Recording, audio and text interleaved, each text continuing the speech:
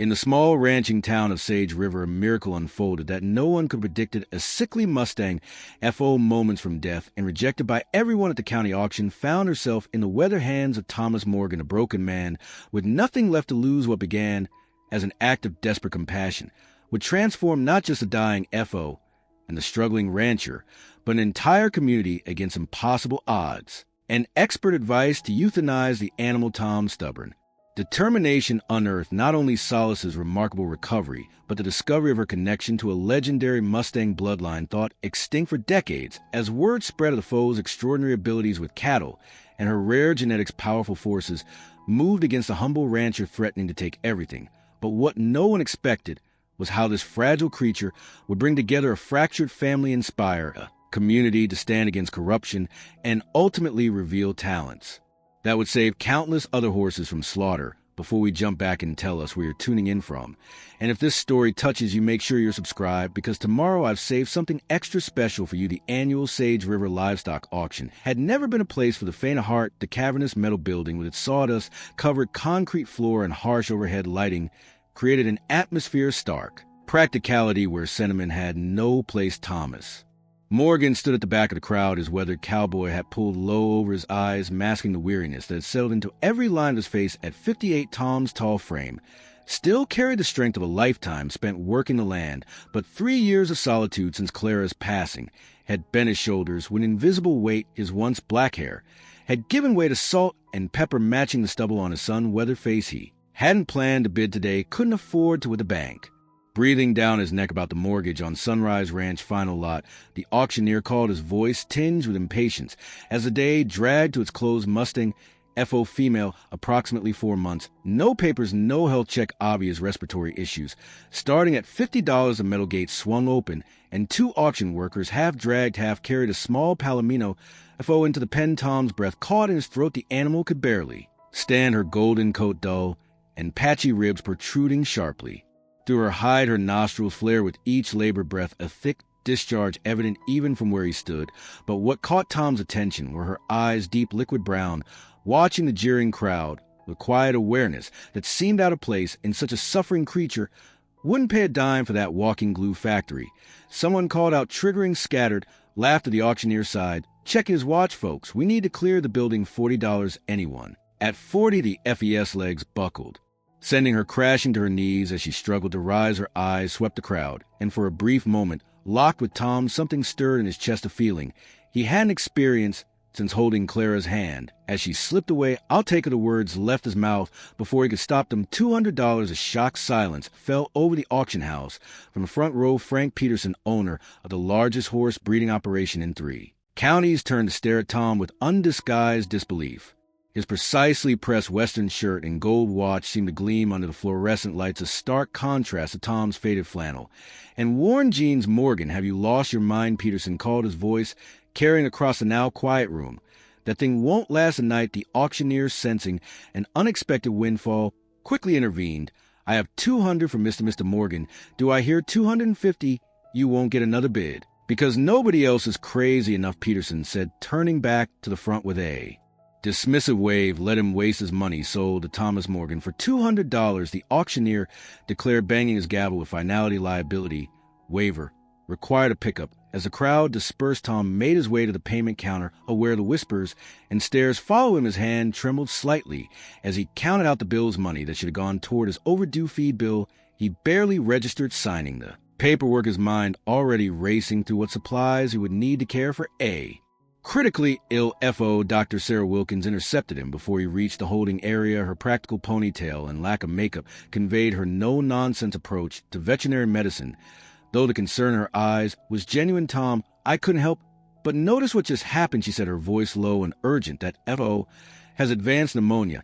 At the very least, she needs immediate medical intervention.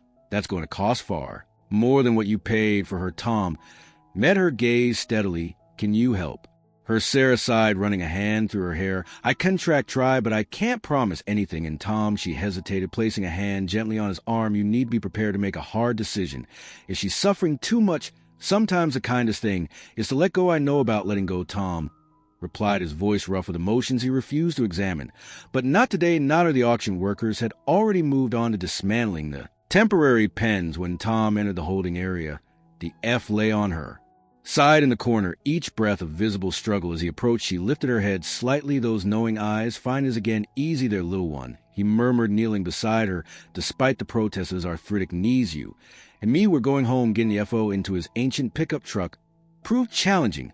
She couldn't stand long enough to walk up the ramp he'd borrowed, so Tom ended up carrying her, Sarah laying her small form against his chest as he struggled up the incline. Despite her emaciated state, the dead weight of a horse, even a young one, tested the strength in his aging back. By the time he settled her on the blankets he'd spread across the truck bed, sweat soaked his shirt. Despite the cool autumn air, Sarah followed in her veterinary truck, carrying supplies she'd hastily gathered. I'll follow you to Sunrise, she called, we'll need to start treatment immediately. The 15M drive to his ranch felt interminable. Tom checked the rear view mirror, constantly catching glimpses of the FO lying motionless under the blanket. He couldn't explain even to himself what had possessed him to spend money he didn't have on a dying animal. Clara would have understood. She'd always had a soft spot for lost causes. The thought brought a sad smile to his weathered face. Sunrise Ranch had seen better days. The white paint on the two-story farmhouse had weathered to a dull gray that matched the clouded sky above the barn, though structurally sound, needed repairs to its roof end. Several fence posts along the driveway leaned at precarious angles. It was a shadow of the prosperous operation. It had been during Tom's grandfather's time, when Morgan cattle had been among the most sought after in the state. Tom backed the truck as close as possible to the barnside entrance. The FO hadn't moved during the journey, and for a terrible moment he feared she might have already slipped away. But as he lowered the tailgate, Softways confirmed she was still breathing. Let's get her inside, Sarah directed, already unloading equipment from her vehicle. I got fluids, antibiotics, and a nebulizer. We need to create a clean, warm space together. They prepared a stall with fresh straw and a heat lamp. Tom again carried the FO, this time laying her gently on the soft bedding. Up close in the bright barn lights, her condition appeared even worse than at the auction. Her golden coat was marred by patches of missing hair, revealing skin irritated by neglected discharge from her nostrils had crusted around delicate tissues, and her breathing produced a rattling sound that made Tom when Sarah worked efficiently, listening to the F's lungs and heart, taking her temperature and examining her overall condition. The frown deepening on her face told Tom everything before she spoke. It's bad, Tom. Severe pneumonia, parasites, malnutrition. She's probably been fighting this infection for weeks with no treatment. Sarah straightened, meeting his eyes directly. Her fever is dangerously high. I'm going to be honest with you. Most vets would recommend euthanasia in this situation. Tom's jaw tightened.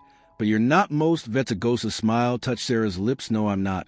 But I also can't promise miracles. We can try aggressive treatment. But you're looking at round-the-clock care for at least a week, possibly longer. Medication, special feed, constant monitoring. It'll be expensive, and there's still a good chance we'll lose her. Tom gazed down at the FO. Despite her weakness, she watched them with those intelligent eyes, tracking their movements. There was something there, a quiet determination that resonated with something deep inside him. She deserves a chance, he said simply. What do we do first? For the next 3 hours, they worked together, establishing for fluids, administering the first doses of antibiotics, and using nebulizer to help ease the F's labored breathing. Tom absorbed Sarah's instructions with careful attention, knowing he would be handling most of the care himself. Once she left, she'll need medication every 4 hours, Sarah explained, packing up her supplies. As evening settled over the ranch, the nebulizer treatments twice a day, and she needs to stay hydrated. If she won't drink on her own, you'll need to use this. She had handed him a large syringe with a soft rubber tip. Small amounts, frequently, don't force it, or she could aspirate. Tom nodded mentally, calculating how he would manage these treatments around his regular ranch chores, with only occasional help from Greg Martinez, the seasonal hand, who worked when Tom could afford to pay him. The burden would fall entirely on his shoulders. What are you going to call her? Sarah asked, pausing. The stall door told me. He hadn't considered a name. He looked at the FO, at her struggle for each breath, at the quiet dignity in her suffering solace. He said, after a moment, the word felt right, a reminder of what he hoped to offer her, and perhaps what he himself sought. Sarah smiled. It suits her. She glanced around the barn, her expression turning serious again. Tom, I know things have been tight since Clara passed this treatment plan. It's not going to be cheap. I'll manage, he replied. The stubborn set his jaw, discouraging further discussion on the topic. I'll be back first thing tomorrow, she said, relenting. Call me if anything changes overnight. And Tom, she hesitated, try to get some rest. She's not the only one who needs to stay strong. After Sarah left, Tom settled On a bale of haw near Solace's stall, his old border collie, Star, curling up at his feet. The barn's familiar smells, hay, leather, the earthy scent of animals, had always brought him comfort. Tonight they mingle with antiseptic and medication, creating a strange new reality. "What do you think, girl?" he asked Star, who cocked her head at his voice. "Did I make a crazy decision today?" The dog offered no judgment, only the steady companionship that had helped him survive the loneliest days after Clara's death. Tom checked his watch. 2 hours until Solace's next medication. He should use the time to eat something, maybe grab a quick shower. Instead, he remained seated, watching the slight rise and fall to Foe's side, counting each breath, as if it might be her last to keep fighting. He whispered to her, "I'll do the same." Outside, the wind picked up, rattling the loose board on the barn roof that he'd been meaning to fix for months. Tom pulled his jacket tighter around his shoulders, settling in for what promised to be a long night, whatever tomorrow brought. For tonight, both he and Solace had found a moment's reprieve in each other's company, a small solace against the harshness of a world that had shown them both its unforgiving side. Telling and preparing this story took us a lot of time. So if you're enjoying, subscribe to our channel. It means a lot to us. Now back to the story. The first night stretched into an endless cycle of medications, nebulizer, treatments, and anxious monitoring. Tom dozed between alarms set on his old flip phone, never sleeping more than 20 minutes at a stretch. By dawn, exhaustion had settled deep in his bones, but Solace had survived the night, a small victory that felt monumental. Morning light filtered to the barn's dusty windows, illuminating the FES.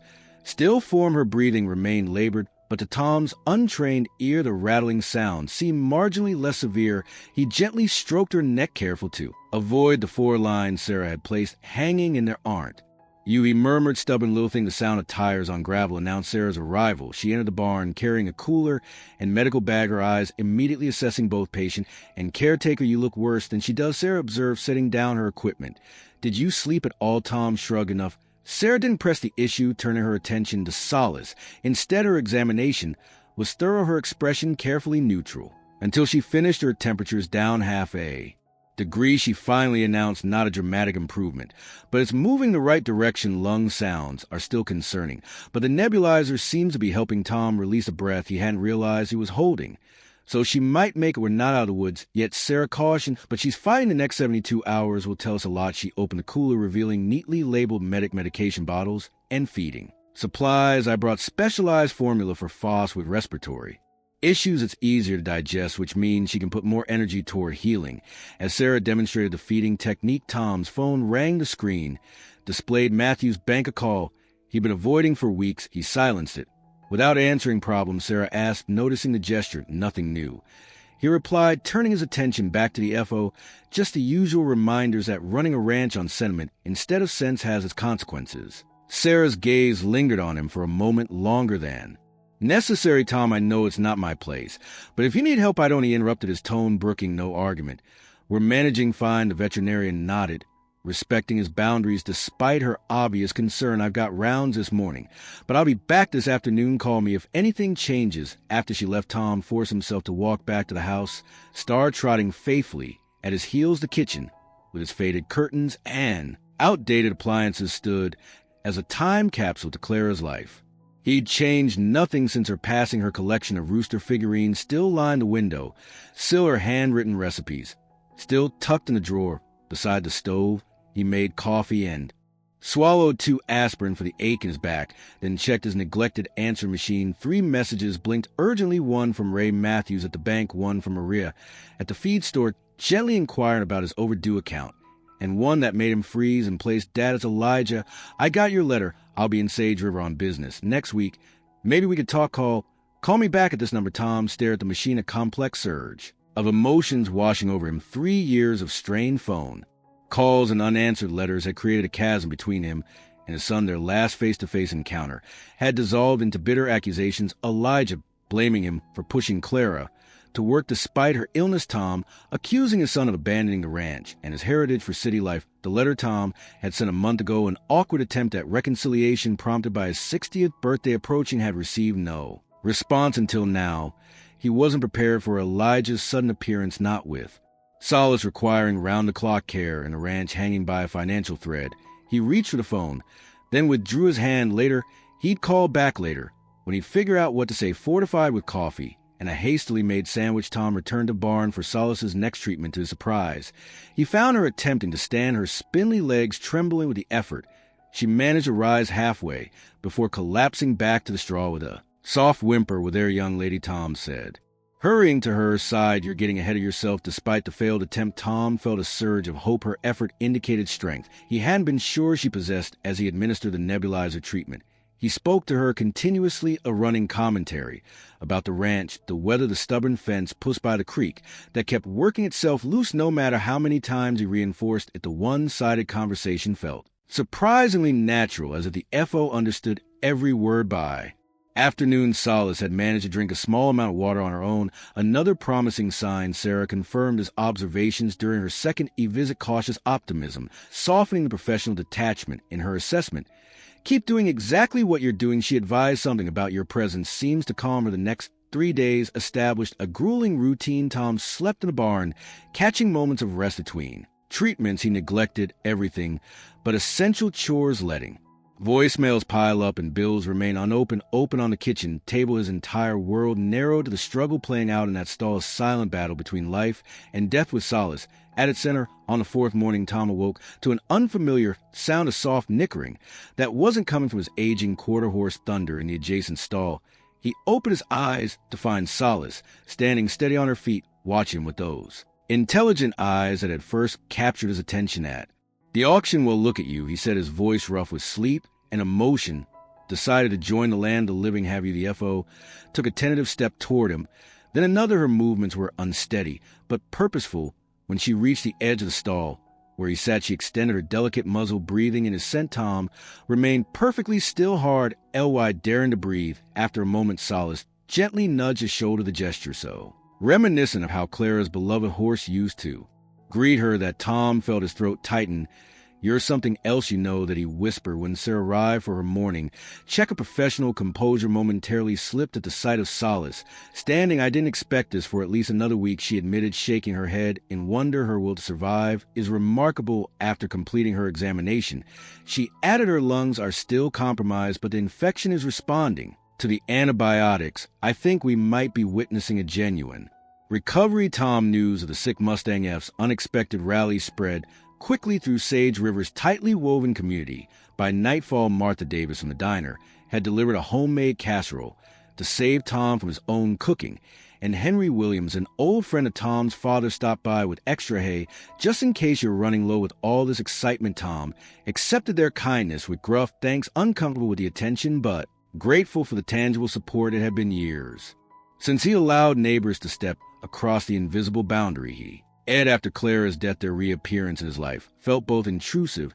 and comforting. The following morning brought another unexpected visitor. Tom was mixing Solace's special feed when a sleek black pickup pulled into the driveway. Frank Peterson stepped out, his expensive boots immediately gathering dust from the unpaved yard. "Morgan," he called, approaching the barn with the confident stride of a man accustomed to commanding attention. "Heard your rescue project is beating the odds." Tom wiped his hands on his jeans and instantly, wary word travels fast. "Small town," Peterson replied with a tight smile that didn't reach his eyes. He peered over the stall door at Solace, who had retreated to the far corner at the stranger's arrival. "Interesting coloration she's developing now that she's cleaning up. Almost reminds me of those Kyer Mustangs from the Steen Mountain." Her something in Peterson's too casual tone raised Tom's hackles. "Just a regular Mustang FO, as far as I know, probably rounded up from public lands and neglected by whoever bought her first." Peterson hummed noncommittally, still studying Solace with unsettling intensity. "Tell you what, Morgan, I admire what you've done here, nursing her back from death's Esty. Must have cost you a pretty penny in vet bills. Why don't I take her off your hands? $5,000, 5 times what she'd be worth, even if she makes a full recovery." The offer hung in the air between them. $5,000 would cover Tom's overdue mortgage payment and buy him breathing room with his other creditors. It was a lifeline being extended at exactly the moment he needed it most. Tom glanced at Solace, who watched the exchange with those knowing eyes. In just a few days, she transformed from a dying animal he'd impulsively rescued to a presence that had somehow reopened his long-closed heart to the possibility of attachment. "She's not for sale," Tom said, the words emerging with quiet certainty. Peterson's expression hard. "And don't be foolish, Morgan. Everyone knows Sunrise Ranch is hanging by a thread. You can barely afford to feed yourself, let alone support a special needs horse. $10,000, my final offer. Tom straightened his full height, looking Peterson directly in the eye. I appreciate your concern for my financial situation, but my answer stands. Solace isn't going anywhere. Solace, Peterson scoffed. You've named that worthless animal. She's worth more than your money, Tom replied evenly. Good day, Peterson. The wealthy breeder's face flushed with anger and used having his offers rejected. You'll regret this, Morgan. That stubborn pride of yours is what driven this wrench to the ground. Your father would be ashamed to see what's become his legacy. The mention of his father struck a nerve, but Tom maintained his composure. I believe you know the way out. After Peterson's departure, Tom leaned against the stall door, his heart racing with anger and an unexpected sense of protectiveness. Peterson's interest in Solace seemed disproportionate. There were dozens of young horses available, able for someone with his resources. Why fixate on a sickly rescue Mustang? Solace approached cautiously, sensing his agitation. She gently pressed her muzzle against his hand in what felt remarkably like comfort. Don't worry, Tom assured her, stroking her still bony neck. That man isn't taking you anywhere. Later that afternoon, Sarah arrived for her scheduled checkup, bringing unexpected company. Lucy Wilkins, her 12-year-old niece, waited shyly by the truck until Sarah beckoned her forward. Hope you don't mind the extra visitor, Sarah said. Lucy's staying with me while her parents are traveling, and she's been dying to meet the miracle, though everyone's talking about. Tom hesitated. He'd grown unaccustomed to children in his solitary existence.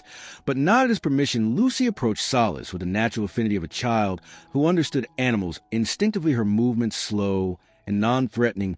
To Tom's surprise, Solace responded to the girl with immediate curiosity, extending her neck over the stall door to investigate this new small human. She's beautiful, Lucy whispered carefully, offering her palm for the FO. To sniff. Her eyes look so wise. They do, don't they? Tom agreed, watching the gentle interaction with wonder. It was the first time he'd heard someone else articulate what he'd sensed about Solace in the beginning. As Sarah conducted her examination, Lucy asked thoughtful questions about Solace's care. Her genuine interest drew Tom out of his usual reticence, and he found himself explaining the treatment protocol in detail. Her breathing sounds much clearer, Sarah announced, straightening from her stethoscope due, and she's already gained a few pounds, Tom. I think it's time to let her have short periods outside sunshine, and fresh air will do her good, as long as we're careful not to let her overexert. The prospect of Solace taking her first steps into the sunlight felt significant. I cleared a small paddock behind the barn, Tom said. Soft ground, no hazards, completely fenced. Perfect, Sarah smiled, then glanced at her watch. We need to get going. I have afternoon appointments. Lucy say goodbye to Solace. The girl stroked the F's forehead. Can I come back sometime? I could help with her care. I've been studying about horses. Before Tom could formulate a response to this unexpected offer, Sarah intervened smoothly. That's up to Mr. Morgan, and Solace needs rest right now. We'll talk about it later. After they left, Tom prepared for Solace's first venture outdoors.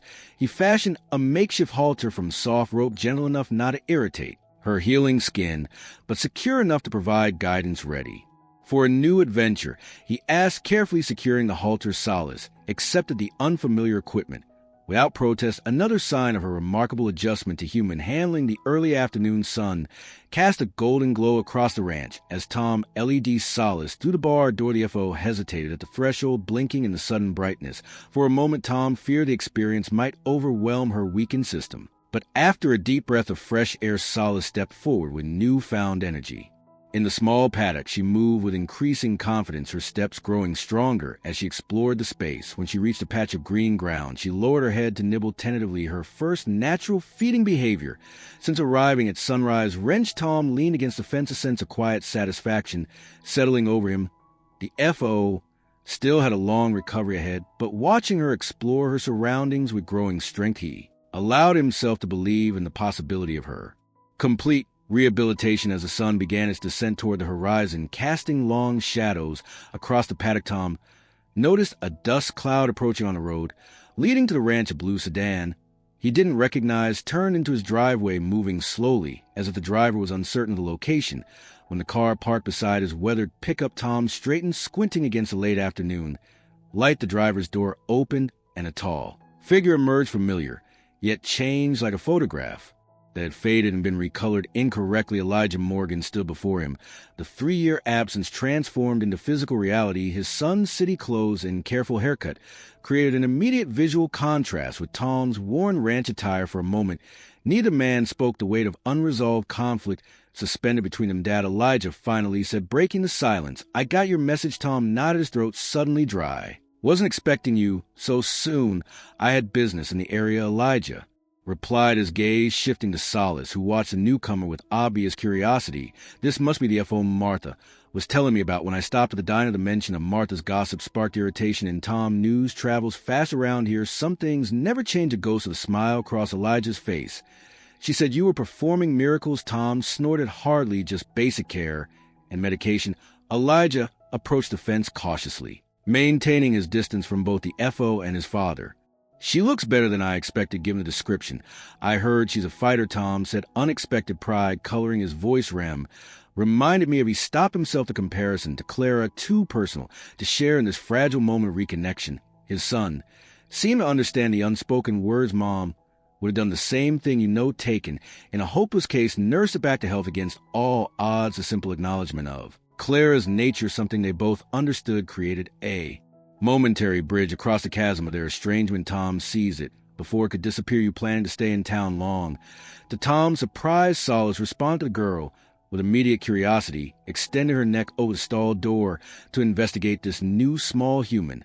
"She's beautiful," Lucy whispered carefully, offering her palm for the FO to sniff. "Her eyes look so wise." "They do, don't they?" Tom agreed, watching the gentle interaction. With wonder, it was the first time he'd heard someone else articulate what he'd sensed about Solace from the beginning. As Sarah conducted her examination, Lucy asked thoughtful questions about Solace's care. Her genuine interest drew Tom out of his usual reticence, and he found himself explaining the treatment protocol in detail. "Her breathing sounds much clearer," Sarah announced, straightening from her stethoscope.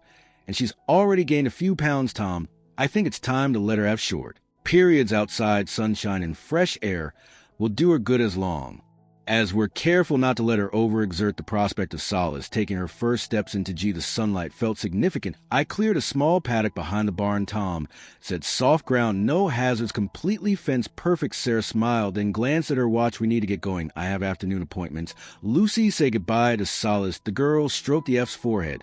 "Can I come back sometime? I could help with her care. I've been studying about horses." Before Tom could formulate a response to this unexpected offer, Sarah intervened smoothly. "That's up to Mr. Morgan, and Solace needs rest right now. We'll talk about it later." After they left, Tom prepared for Solace's first venture outdoors. He fashioned a makeshift halter from soft rope, gentle enough not to irritate her healing skin, but secure enough to provide guidance. Ready for a new adventure, he asked, carefully securing the halter. Solace accepted the unfamiliar equipment without protest, another sign of her remarkable adjustment to human handling. The early afternoon sun cast a golden glow across the ranch as Tom LED Solace through the barn door. The FO hesitated at the threshold, blinking in the sudden brightness for a moment. Tom feared the experience might overwhelm her weakened system, but after a deep breath of fresh air, Solace stepped forward with newfound energy in the small paddock.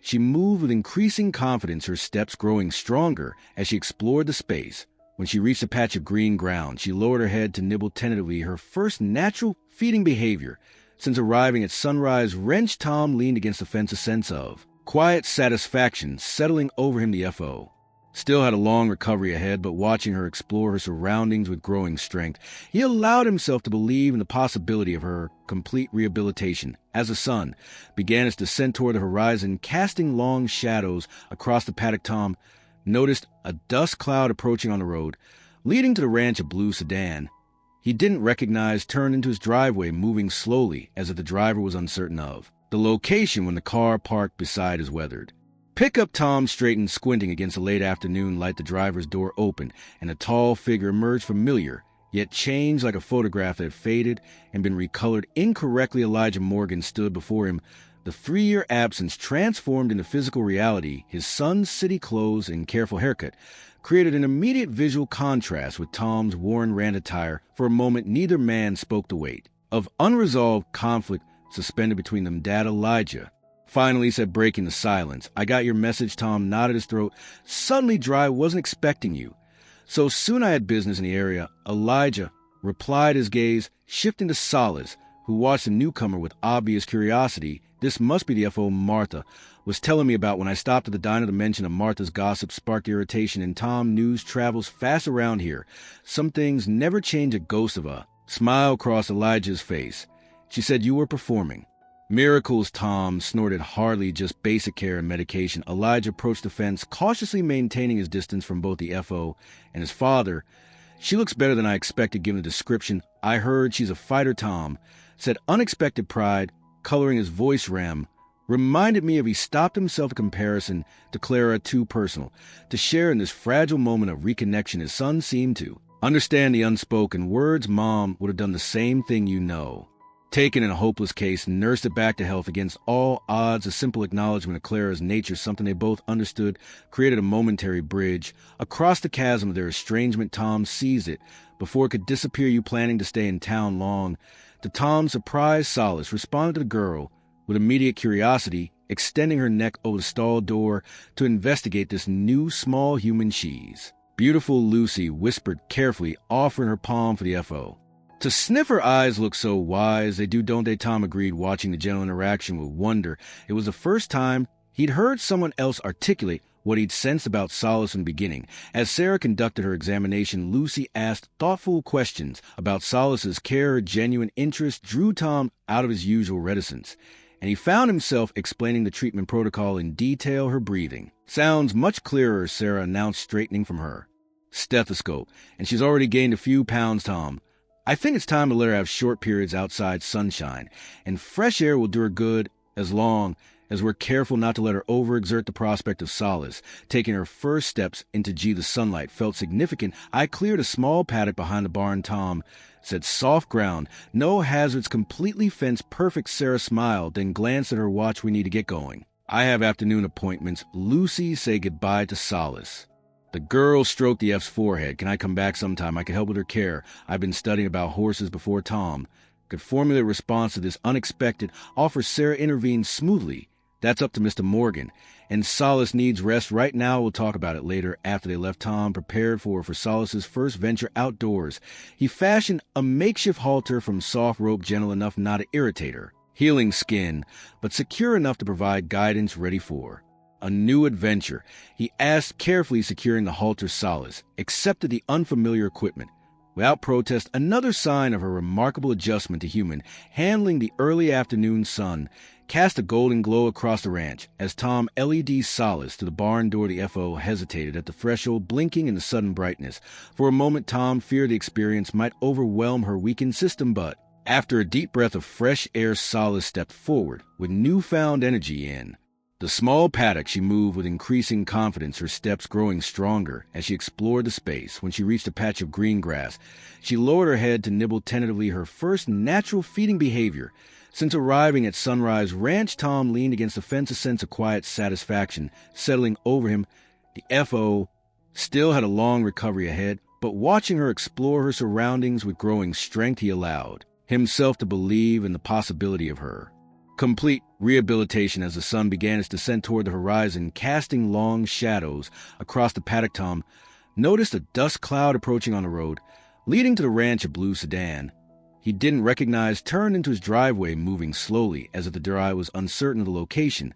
When the car parked beside his weathered pickup, Tom straightened, squinting against the late afternoon light. The driver's door opened and a tall figure emerged, familiar yet changed like a photograph that had faded and been recolored incorrectly. Elijah Morgan stood before him, the 3-year absence transformed into physical reality. His son's city clothes and careful haircut created an immediate visual contrast with Tom's worn ranch attire. For a moment, neither man spoke, the weight of unresolved conflict suspended between them. "Dad," Elijah finally said, breaking the silence. "I got your message." Tom nodded, his throat suddenly dry. "Wasn't expecting you so soon.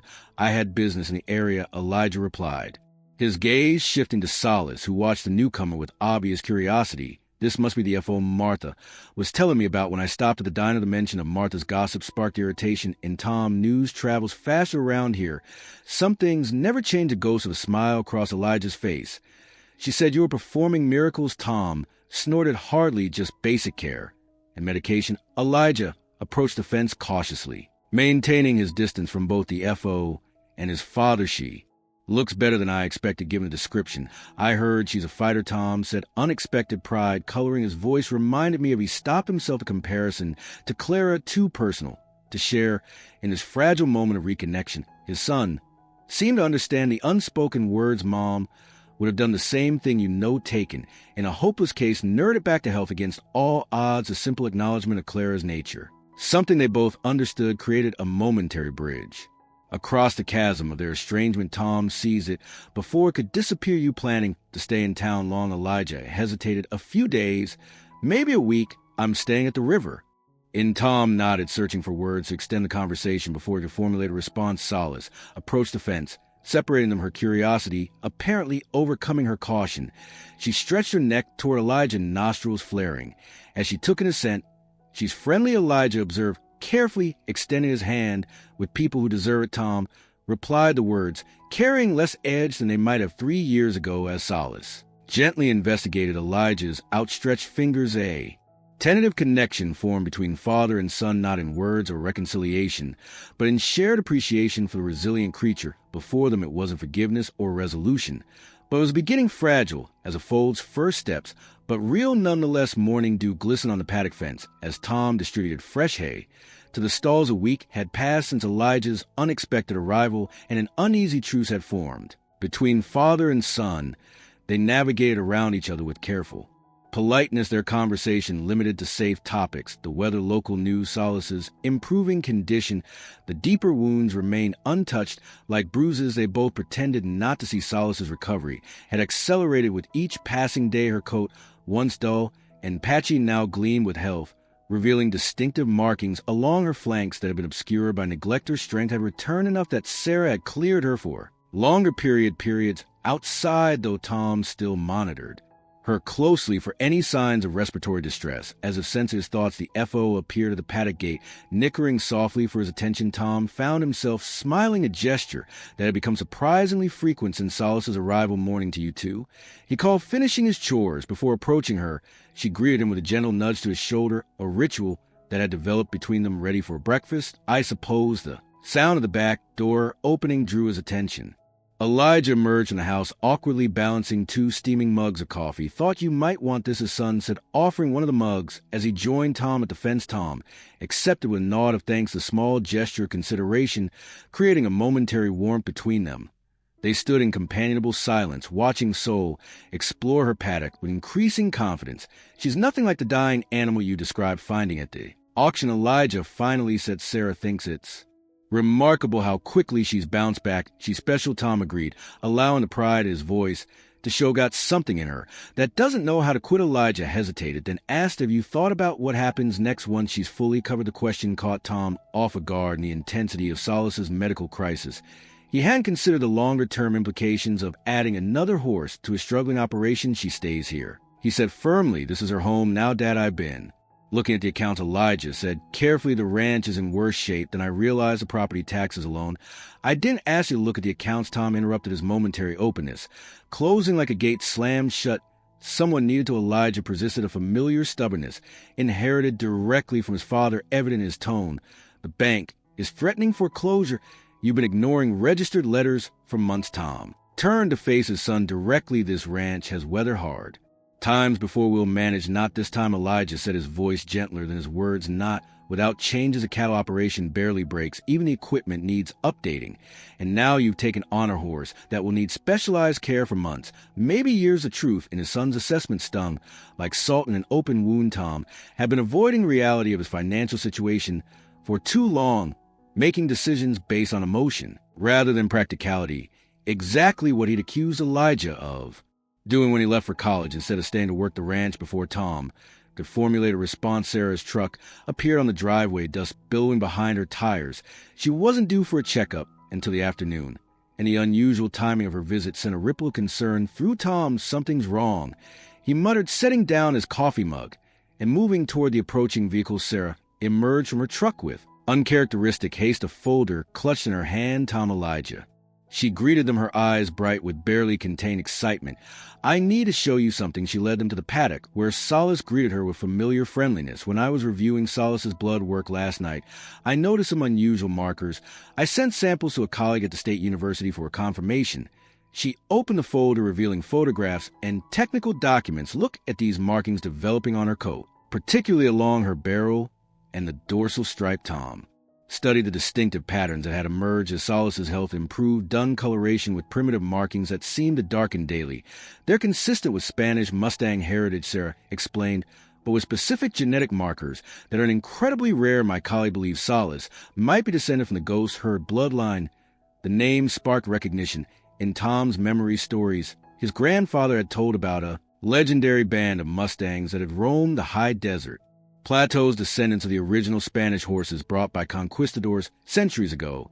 They were said to possess remarkable endurance, intelligence, and an affinity for cattle work that made them prized among ranchers who could catch and train them. The ghost herd was thought to have died out 30 years ago when the last stretches of their territory were developed. Sarah continued, if Solace carries their bloodline, she's not just a random Mustang. She's a living link to a heritage everyone thought was lost. Elijah, who had been examining the photos with growing interest, looked up sharply. Is that why Peterson was so eager to buy her? Could he have recognized these markers? It's possible, Sarah conceded. Frank Peterson has been trying to breed the perfect ranch horse for decades. A direct descendant of the ghost herd would be invaluable to his program. The implications settled over Tom like a physical weight. What it viewed as a simple act of compassion, rescuing a dying FO, had unknowingly preserved something infinitely more significant. It also explained Peterson's unusual interest and persistent offers. This changes nothing about our care, Tom said firmly. But it does mean we need to be more careful about who knows what we've discovered. Sarah nodded in agreement. I've asked my colleague to keep this confidential for now. But Tom, once Solace matures, you'll need to make decisions about breeding. Her genetics are too valuable to lose. The conversation was interrupted by the row of another vehicle, Becky Taylor's battered farm truck, bouncing up the driveway. Becky, a neighboring rancher known for her skill with difficult horses, waved as she parked beside Sarah's vehicle, sorry to drop in unannounced. She called as she approached a practical ponytail and well-worn boots, marking her as a working rancher rather than a casual visitor. Maria, at the feed store, mentioned you'd rescued a Mustang. I thought I might offer some help with gentling. Her once stronger Tom had known Becky for years. They'd even dated briefly in high school before life took them in different directions. After her husband's death 5 years earlier, she'd taken over their modest horse training operations, single-handedly earning respect throughout the region for her natural approach to working with traumatized animals. She's recovering well, Tom replied, making introductions. But I'd appreciate your expertise when the time comes. Beck approached the paddock fence, cautiously observing Solace. With professional IDFO, usually weary with strangers, moved toward her with unexpected interest. Well, hello there, beautiful, Becky said softly, extending her hand palm down. Solace sniffed it carefully, then pressed her muzzle against it in greeting. She's remarkably trusting for a Mustang, especially one that's been through trauma. Eustace seems to know who she can trust, Tom observed, watching the interaction with interest. Becky studied the FO more closely, her expression shifting to one of surprise recognition. Tom, these markings are reminiscent of the old ghost herd lineage. My grandfather used to have a stallion with similar characteristics. She glanced at Sarah. You've noticed it too, have you? Sarah nodded, sharing a look with Tom that silently asked how much to reveal. Tom made a quick decision, instinctively trusting Becky's discretion. We just confirmed it through genetic testing, he explained. Sarah thinks she might be a direct descendant. Becky's eyes widened. That would explain Peterson's sudden interest in your affairs. Martha mentioned he'd been asking questions about your rescue project at the diner yesterday.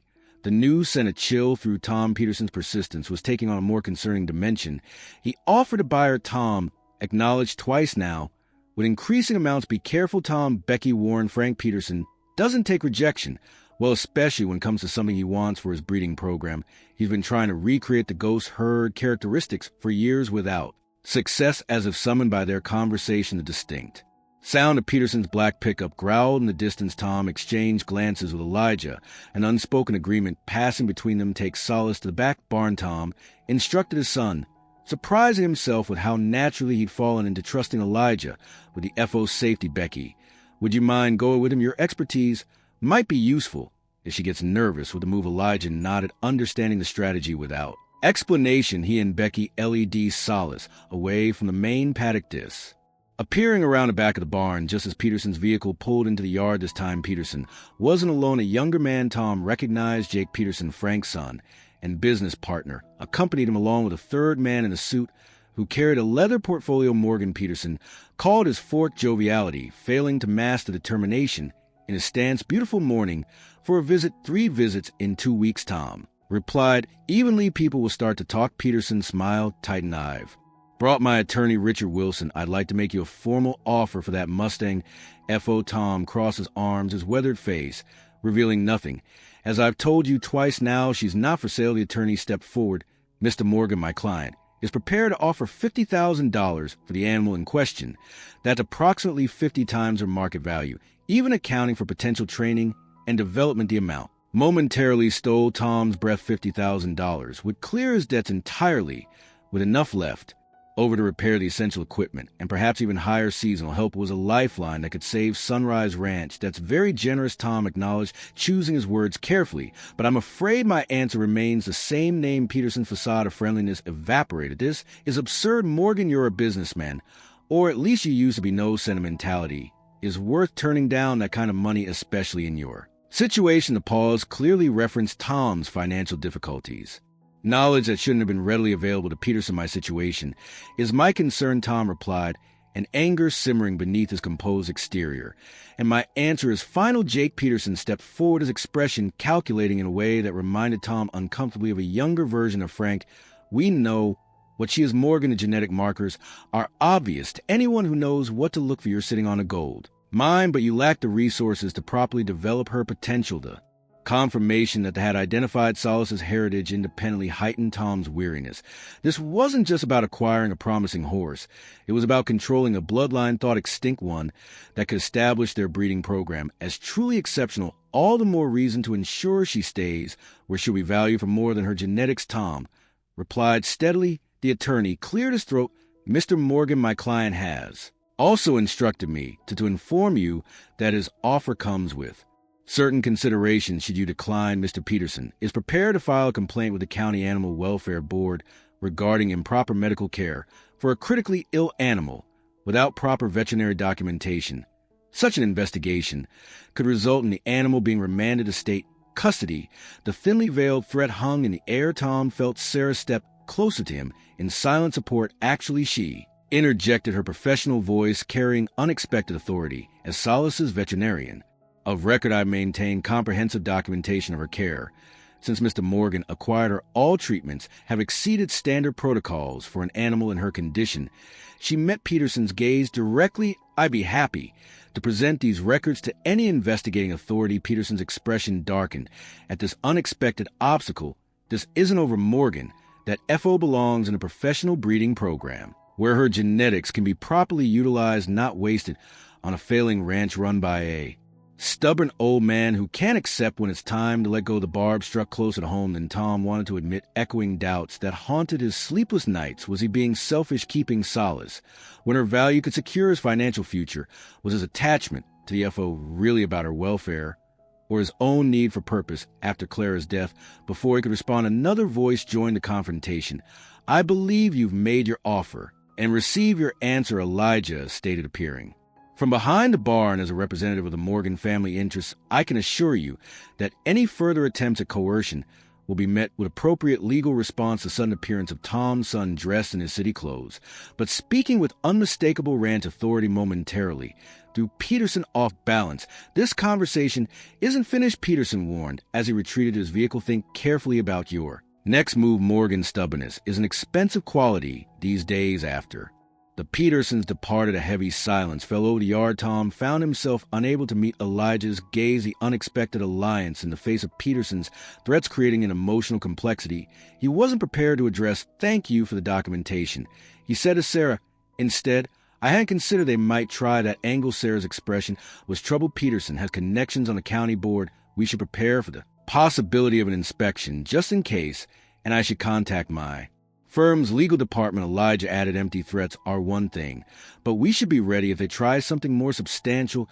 The casual "we didn't escape" Tom's note is a subtle indication that despite their estrangement, Elijah considered himself aligned with his father in this conflict. The realization created a complicated warmth in Tom's chest. Beck emerged from behind the barn, leading Solace on a makeshift lead rope. "All clear?" she asked, reading the tension in the air. "For now," Tom confirmed his attention, immediately drawn to the FO despite the confrontation that had just occurred. Seeing Solace's improving condition centered him, reinforcing his Conviction that he'd made the right decision.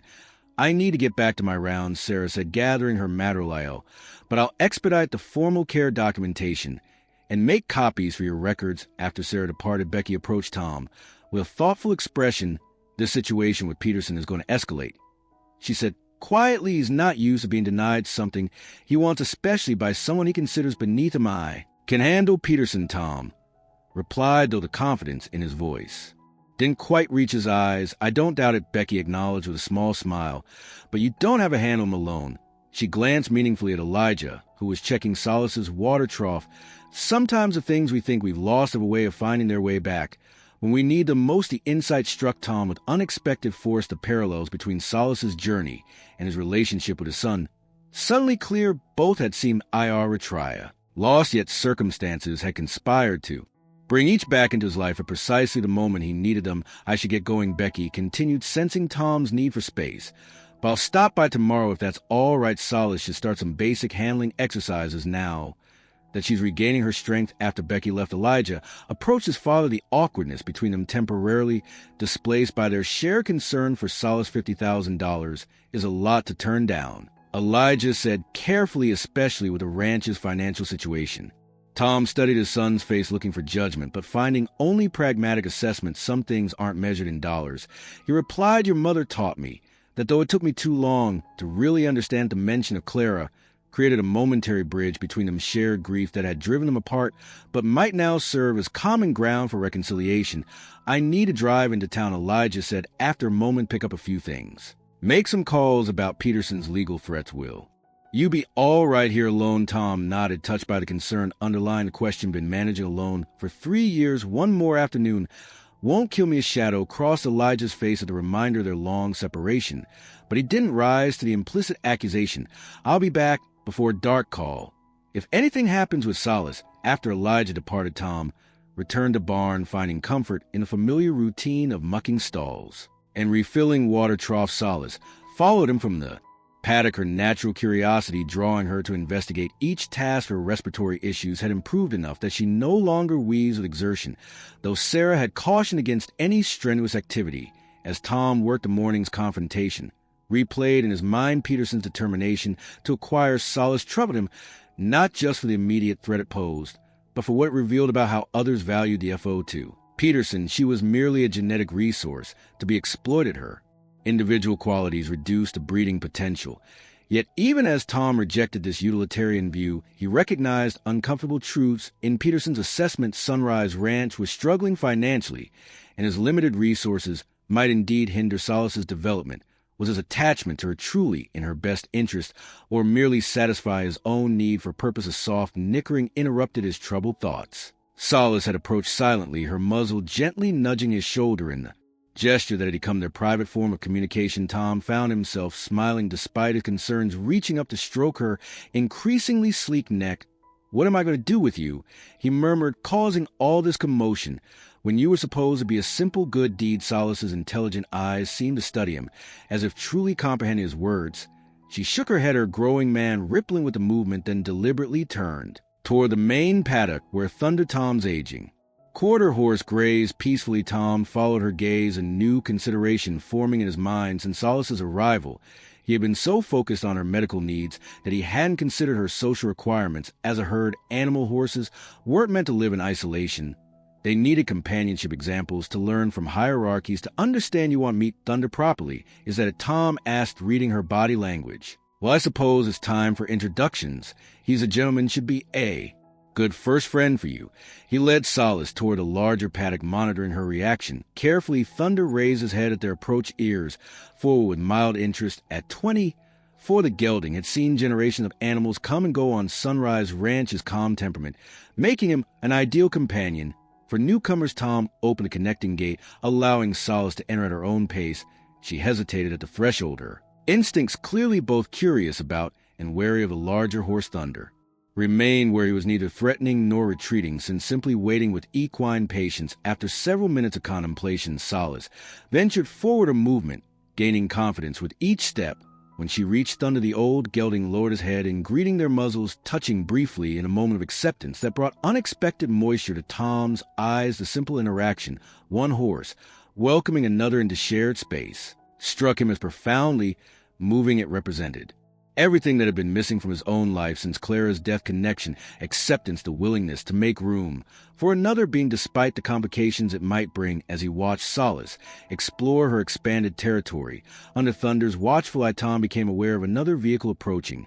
He tensed, automatically fearing Peterson's return, but the batter truck that appeared belonged to Henry Williams, his father's oldest friend, and one of the few people Tom had maintained contact with after Clara's death at 75. Henry moved more slowly than in his ranching prime, but his mind remained sharp and his knowledge of local history unmatched. He approached the fence where Tom stood leaning on his worn walking stick. "Heard you've been having visits from Frank Peterson," the old man remarked without preamble, "and that the reason might be trotting around your paddock there." Tom sighed. Martha's Diner Grapevine had been working. Over time, news travels fast as a small town. Henry observed, studying Solace with keen interest, and a Mustang with ghost herd markings is big news.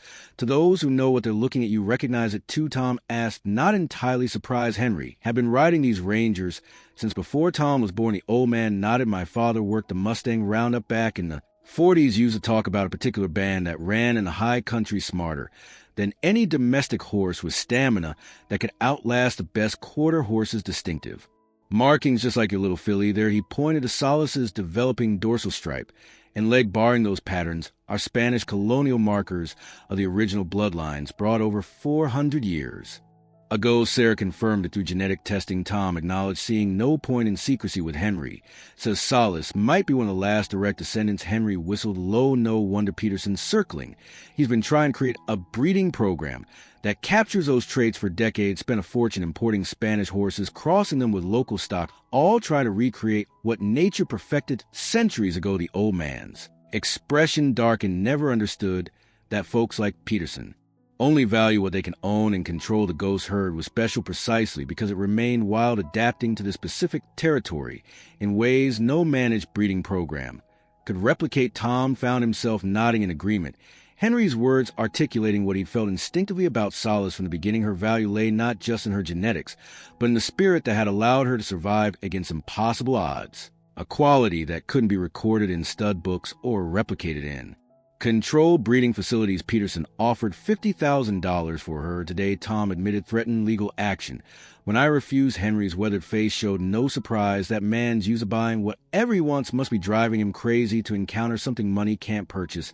He studied Tom with knowing eyes, though that amount would solve a lot of problems for Sunrise Rancher, with Tom acknowledged, but it wouldn't be right. The simple declaration hung in the air between them. Neither man feeling the need to elaborate, they stood in companionable silence, watching as Solace tentatively explored her new environment, Thunder maintaining a protective distance that offered security without crowding. "She's got good instincts," Henry observed. "See how she's reading Thunder's body language, respecting his space, but staying close enough for safety." Tom nodded, recognizing the natural wisdom in the foal's behavior. Despite her limited experience with other horses, she demonstrated an intuitive understanding of her dynamics that spoke to her heritage. "Know what you need to do?" Henry asked, his tone suggesting he wasn't really asking. "You need to get that filly around cattle." The ghost herd was famous for their cows, since some said they could read a steer's mind before it even knew which way it wanted to run. He tapped his walking stick thoughtfully against the fence post. "If she's got even half those instincts, she might be more valuable to you as a working horse than as a brood mare for." Peterson's program, the suggestion, opened a new perspective for Tom. He'd been so focused on Solace's recovery and Peterson's threats that he hadn't considered her potential beyond survival. If she truly carried the legendary traits of her ancestors, she might eventually contribute to the ranch's operation in ways that transcended sentimental value. "She's still too young and fragile for real work," Tom said, thinking aloud, "but simple exposure to the herd might tell us something about her instincts." "Exactly," Henry agreed. "Just watching how she responds could be illuminating, and if Peterson comes sniffing around again, it wouldn't hurt to have more evidence of her value beyond breeding potential." As Henry departed, leaving Tom with much to consider, the late afternoon sun cast long shadows across Sunrise Ranch. Solace had settled comfortably in Thunder's vicinity, the two horses grazing peacefully together as if they'd been companions for years rather than hours. Tom leaned against the fence, The way of the day's events settling over in Peterson's threats, Elijah's unexpected support, the revelation of Solace's rare heritage, all create a complex tapestry of challenges and possibilities for the first time in years. He found himself looking toward the future with something other than resignation, envisioning a path forward that included both his son and the remarkable FO that had unexpectedly transformed his solitary existence. As if sensing his thoughts, Solace raised her head, her gaze finding him across the paddock. The intelligence in those eyes, the same quality that had prompted him to bid at the auction, seemed to convey understanding beyond her youth and species. "We'll figure this out together," Tom promised. Quietly, the words carried away by the gentle evening breeze, all of it. The following morning arrived with clarity that seemed to scrub the Montana sky clean, revealing mountains that had been shrouded in haze for days. Tom rose before dawn, his aging bones protesting the early hour, but his mind, too active for further rest. The events of the previous day had shifted something fundamental in his world, drawing battle lines while simultaneously rebuilding bridges he thought permanently burned. He found Elijah already in the kitchen, poring over financial documents spread across the worn oak table that had served generations of Morgans. His son looked up as Tom edged, fatigue evident in the shadows beneath his eyes. "Be at it long?" Tom asked, moving to start the coffee maker most of the night. Elijah admitted, organizing papers into neat stacks. "The ranch's situation is worse than I thought. Even without Peterson threats, the bank is moving toward foreclosure. They've accelerated the timeline because of missed payments." Tom absorbed this confirmation of what he'd been avoiding for months, the reality landing like a physical blow. "How long?" 60 days maximum. Elijah's voice was gentle but unflinching. "Unless we can make a substantial payment or restructure the debt." Tom poured coffee for them both, a familiar routine providing momentary comfort against the looming crisis. Peterson's money would solve it, he acknowledged, giving voice to the thought that had kept him awake through the night. It would. Elijah agreed neutrally. "But I understand why you refused." A simple statement, free from judgment or pressure, created an opening Tom hadn't expected. "To you seems like exactly the kind of impractical sentiment you used to accuse me of when we argued about the ranches." Future, a complicated smile crossed Elijah's face. "Maybe I've learned something about values that can't be measured in dollars. Since I left," he gestured toward the window, where the first rays of sunlight illuminated Solace and thunder grazing together in the paddock. "Or maybe I just see what that FO means to you." The moment of understanding between them was interrupted by the sound of approaching vehicles. Not one, but several, judging by the growly chorus of tires on the driveway. Tom moved to the window, tension immediately returning to his shoulders at the sight of Peterson's black pickup, leading a small convoy that included an animal control truck and Sheriff Daniels' patrol vehicle. "Looks like Peterson's made his next move," Tom said grimly. Elijah joined him at the window, assessing the situation with a quick glance.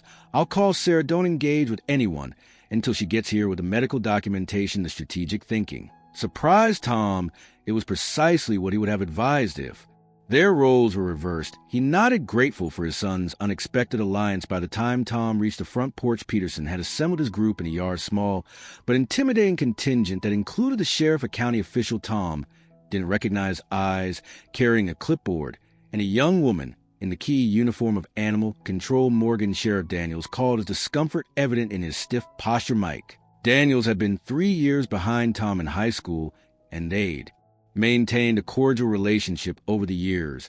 "Got a complaint we need to investigate." "Morning, Mike," Tom replied, evenly remaining on the porch rather than descending to meet them. "Quite a reception."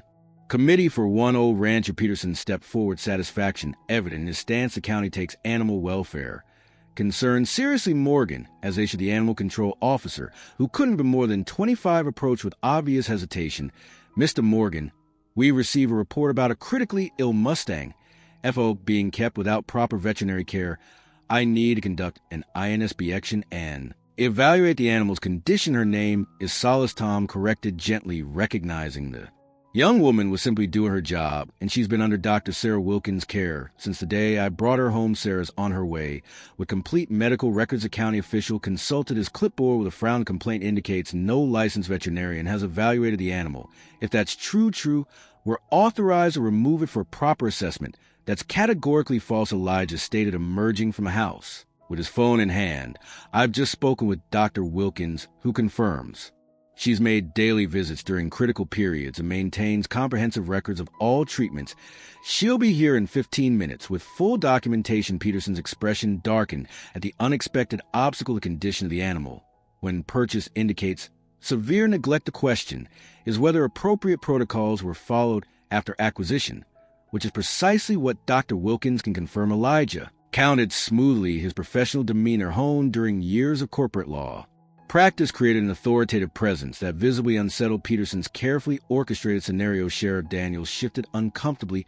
Maybe we should wait for the vet to arrive before proceeding further. While we're waiting, Tom suggested, seizing the moment. Perhaps you'd like to see the subject of this complaint, judge for yourselves whether she's receiving appropriate care.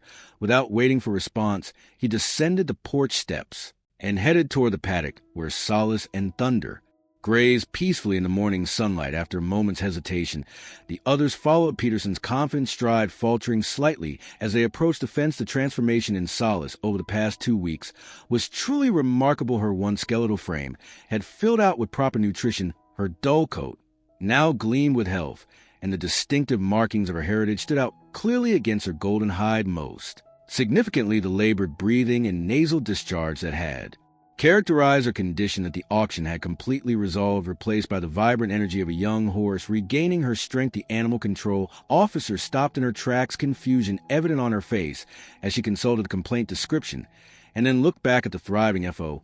Before her, there must be some mistake.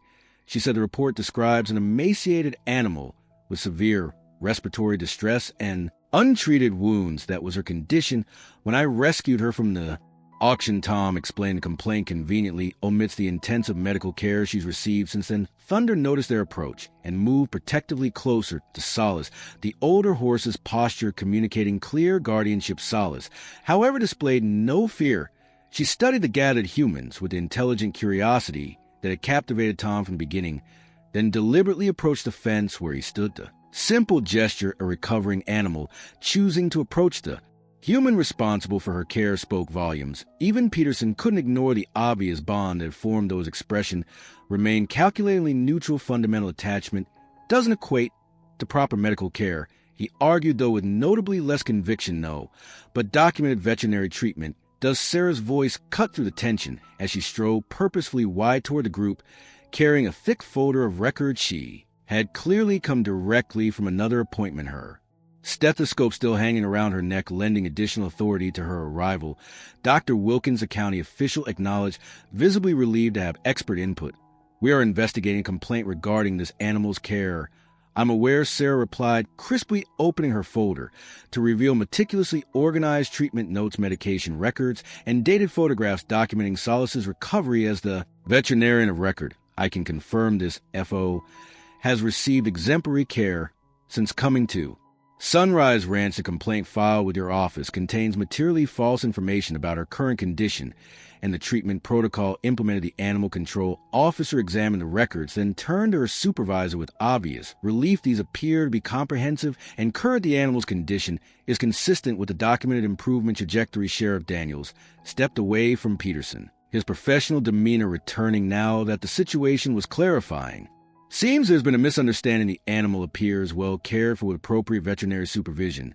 This is absurd, Peterson interjected, his composure slipping. That animal was near death less than 3 weeks ago. No proper recovery could happen so quickly without what Sarah challenged, without professional care, without dedicated round-the-clock monitoring, without appropriate medication and nutrition, all of which Tom has provided, often at considerable personal sacrifice. Peterson's jaw tightened as he realized the strategy was unraveling. The county official was already making notes indicating no violations had been found, while the animal control officer continued to examine Sarah's documentation with clear approval. This isn't over, Morgan, Peterson said, his voice low enough that only Tom and Elijah could hear.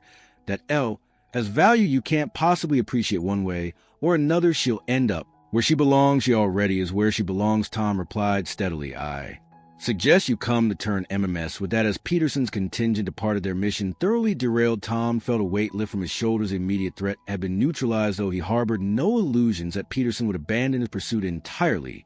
That was well handled, Sarah commented, gathering her records. But Frank Peterson isn't known for accepting defeat gracefully. He'll try another approach. Let him. Elijah said with unexpected firmness. We'll be ready. The simple declaration of solidarity. We rather than you caught Tom's attention somewhere amid the crisis. His son had fully committed to standing with him the distance of the past 3 years, momentarily bridged by common purpose. Sarah departed shortly thereafter, leaving father and son alone by the paddock fence. Solace had returned to grazing alongside, under the brief excitement of visitors already forgotten in the immediate concerns of a young horse's world. Peterson was right about one thing. Elijah said after a contemplative silence her recovery is remarkable, almost miraculous, considering her condition. In those initial photos, Tom nodded, watching the F's fluid movements with quiet pride. Sarah says she's never seen anything like it, thinks it might be related to her bloodline, extraordinary resilience bred into her over centuries of natural selection. Speaking of her bloodline, Elijah began carefully. Have you considered what it might mean for the ranch's future, not selling her to Peterson, but utilizing her unique genetics ourselves? Tom glanced at his son, surprised by the direction of his thoughts. You were against keeping the ranch operational just yesterday. I was against continuing, as we have been. Elijah clarified. But what if there's another path? Sunrise Ranch was known for quality stock during Grandpa's time. What if we pivoted toward specialized breeding and training, focusing on preserving and developing the ghost herd bloodline? The suggestion stirred something in Tom, a vision of purpose beyond mere survival. That's thinking awfully far ahead. Solace is still just a FO with long recovery ahead of her. True, Elijah acknowledged, but sometimes you need a long-term vision to justify short-term sacrifices. And if we're going to fight Peterson on this, we should know what we're fighting for beyond just keeping him from getting what he wants. Before Tom could respond, Becky's truck appeared on the driveway, right on schedule for the training session she proposed the previous day.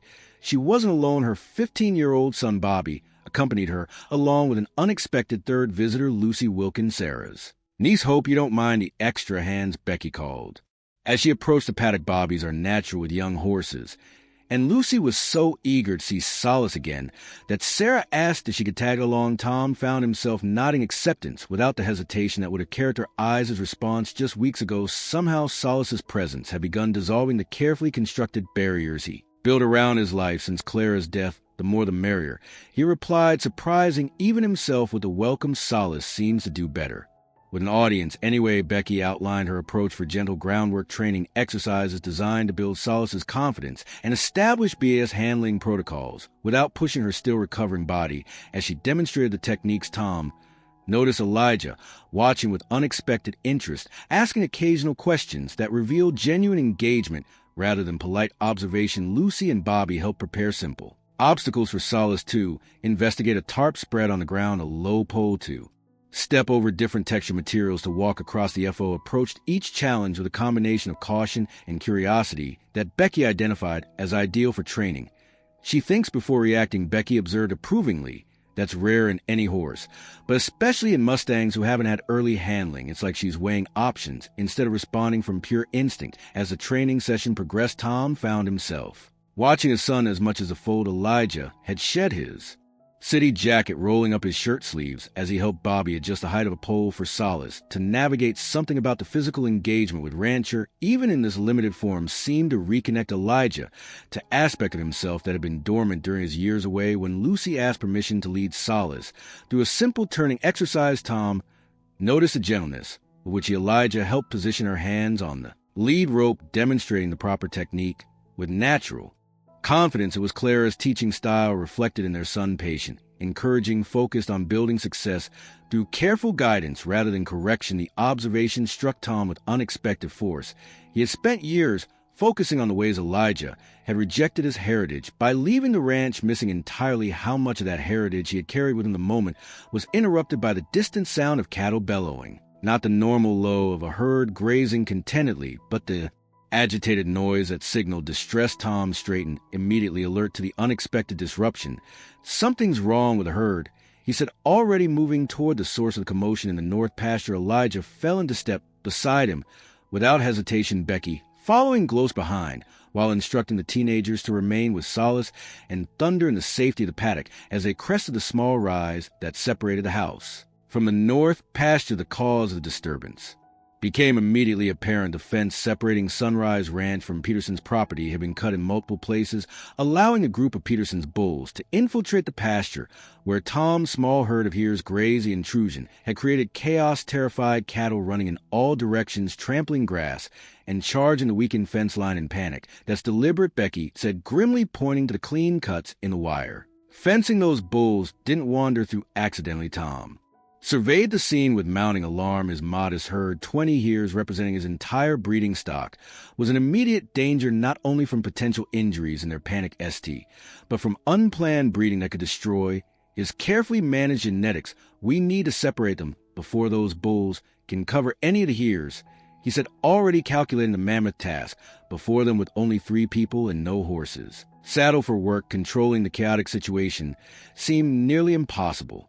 Elijah was already moving toward the equipment shed. I'll get the ATV. Becky, can you help Dad push the cattle toward the south? I'll circle around and try to cut off the bulls. A decisive action plan issued without consultation, but tactically sound momentarily startled Tom. This wasn't the city lawyer who had arrived a week ago, but the ranch-raised young man who had absorbed a lifetime of cattle management before his departure. As Elijah disappeared toward the shed, Tom exchanged a quick glance with Becky. He remembers more than you thought, she observed with a knowing smile apparently, so Tom acknowledged a complex pride swelling in his chest. Despite the crisis at hand, they moved into position, using practice calls and strategic positioning to begin shifting the frightened cattle away from the broken fence line. Tom's aging body protested the sudden exertion, reminding him painfully of capabilities lost to time and disuse. Just as the effort began to seem futile, the roar of the ATV signaled Elijah's return. His son handled the vehicle with unexpected skill, using it to block and divert the bull's movement with precision that spoke to muscle memory rather than recent practice. For a brief, promising moment, their coordinated effort seemed to be gaining control of the chaos. Then disaster struck when Peterson's largest bulls, agitated by the noise and confusion, charged directly toward Tom at 68 with arthritic knees and a back weakened by decades of physical labor. He couldn't move quickly enough to avoid the threat. The bull lowered its massive head hooves, tearing into the earth as it accelerated. Time seemed to slow as Tom registered the imminent danger. His body refusing to respond with the speed his mind commanded. He heard Becky shout a warning, saw Elijah desperately turning the ATV in his direction, but recognized with terrible clarity that neither would reach him in time. As the bull closed the final yards between them, a golden streak burst into Tom's peripheral vision. Solace, somehow freed from the paddock, inserted herself between Tom and the charging bull. With a precision that seemed impossible for her youth and limited experience, she positioned herself at perfect angle, executing a maneuver that seemed choreographed rather than instinctive. The bull, startled by her sudden appearance and tactical positioning, checked its charge momentarily, just long enough for Tom to roll clear of its path. Solace didn't retreat. Instead, she maintained her position, her body language communicating authority that bellied her size and age. The bull poured the ground, confused by this unexpected challenger.